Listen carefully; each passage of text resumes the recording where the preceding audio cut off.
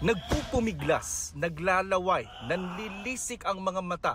Ganito pinahirapan ng rabies ang 31 anyos na si Janelo Limbing, factory worker sa Laguna. Ang kanyang mga huling sandali habang nakatali sa kama sa ospital, kinunan ng kanyang partner na si Eva, nakabuanan pa man din. Nararamdaman mo? Sabi ko sa kanya, lumaban ka kasi mga anak mo ako eh.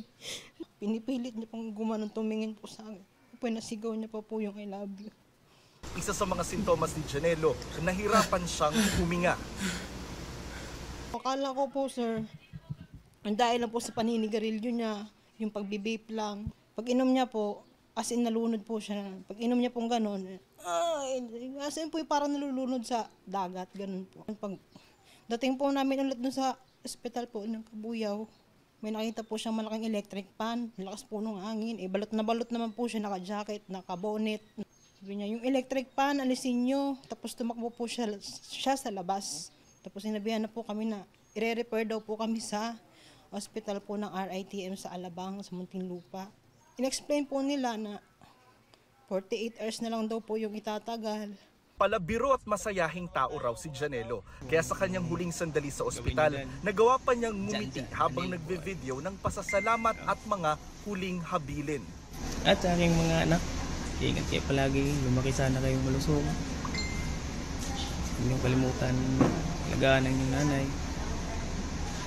Salamat na lagi kayo ang naging anak. Bye-bye! May 15 unang nilagnat si Janelo. Pumanaw siya nitong May 18. Ayon kay Eva, crinimate nila ang labi ni Janelo. Hindi na raw kasi ito pwedeng ipaimbalsamo dahil may rabies pa rin daw ang katawan nito. Ang rabies virus galing sa asong nakatali sa labas ng bahay ng kapatid niya sa Cavite.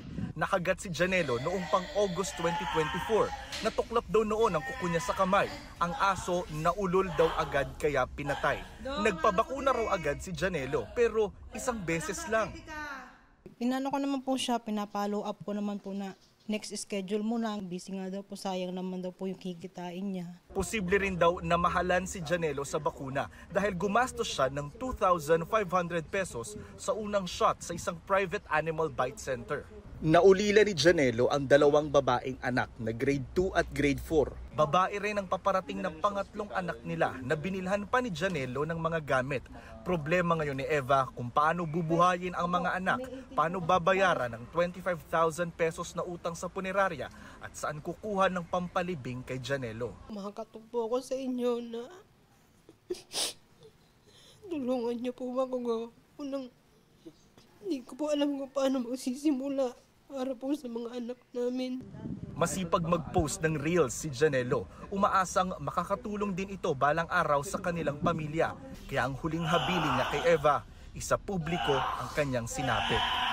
Mula Kabuyaw, Laguna, para sa GMA Integrated News, Jonathan Andal, nakatutok, 24 oras.